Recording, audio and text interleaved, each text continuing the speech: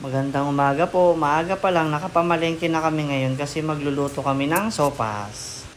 Ito nga pala yung gagamitin nating mga ingredients. Ang una po, magpakulo po muna tayo ng tubig.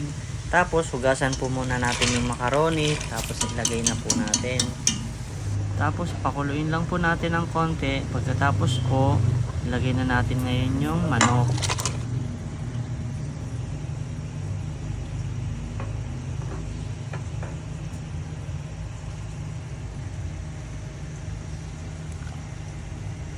Haluin lang po muna natin ng konti.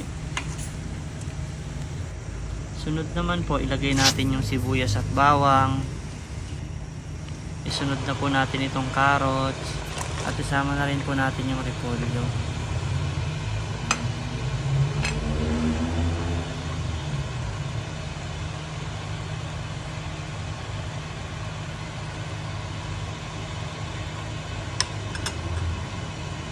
Lagyan na po natin ng konting paminta.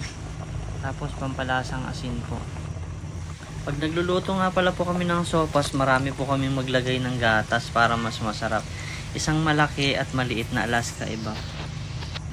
Pagkatapos po nyan, pakuluan hanggang sa maluto at okay na. Tikman na natin. Okay na to, masarap na. At eto na po, luto na po ang ating sopas. Kain po tayo. Mapaparami na naman ang kain namin ito. At eto lamang po ang ganap namin ngayong umaga. Hi Bunso!